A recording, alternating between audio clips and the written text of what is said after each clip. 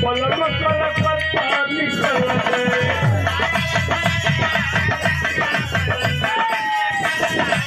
जय हो राजा।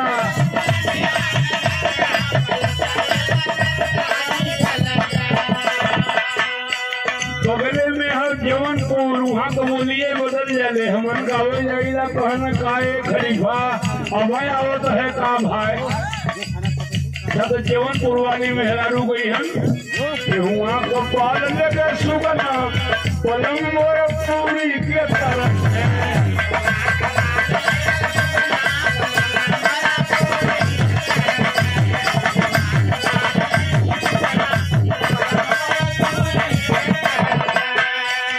जौनपुर से पक्षी होगा प्रतापगढ़ वहाँ के मेहरारू गाड़ी गई है। अरे कमर पे हाथ ना लगाना पलंग बजा धीरे से।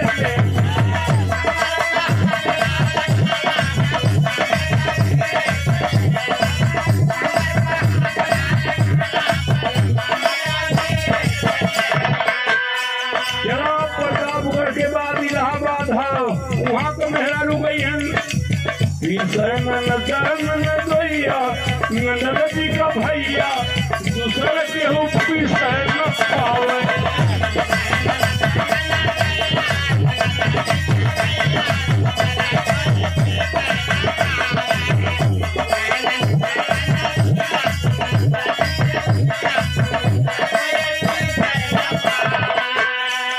₹100 पुरस्कार हमारे साथी हैं छोटे भाई हैं ओम प्रकाश विश्वकर्मा।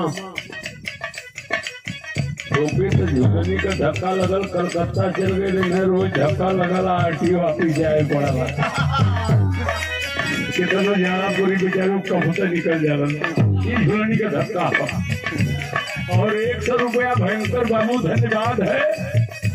अच्छा तो इलाहाबाद वाली मेहरारू का गई है। इलाहाबाद से बगले आवा मिर्जापुर वहाँ का गई है।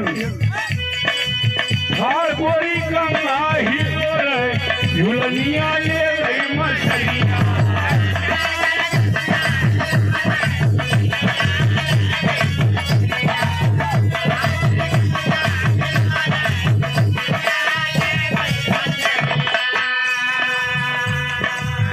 कहबा की दुर्जन कुल जिला गीत गवाए देला बनारस जिला में मेहरुआ का गावे नहीं मड़वा में सुना यहाँ गई है बच्चा का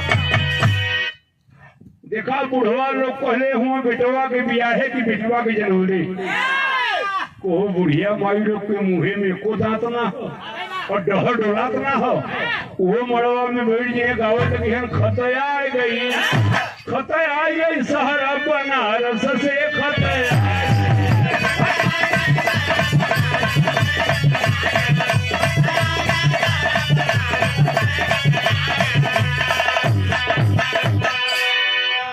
बराती कहल जिया राजा मजा आ रही है। बुढ़िया माई गावे लगी है थोड़ा आज मारेगा थोड़ा काल मारेगा थोड़ा दिया दिवाली के बाद मारेगा खतया है गई।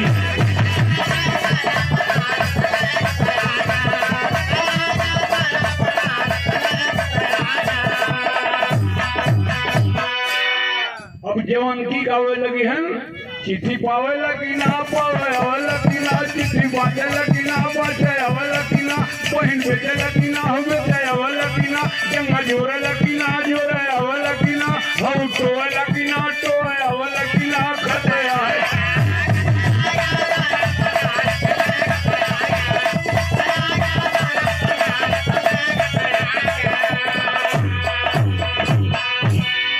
बिरहा बिल्कुल करीब है साथी ससुराल में भगवान राम।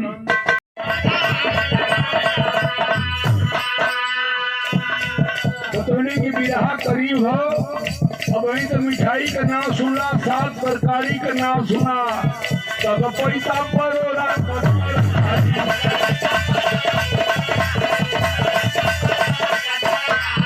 अब हुआ नमकीन बनल थाली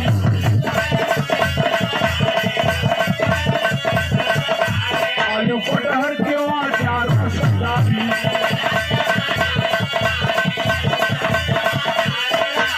घंटा बंडा करोया आज भर ध्याती अरे चटनी अचार घोटा मरचा झरार घोटा रैता खटार घोटा लौकी हजार घोटा घोटा बना तरी घोपा चोटा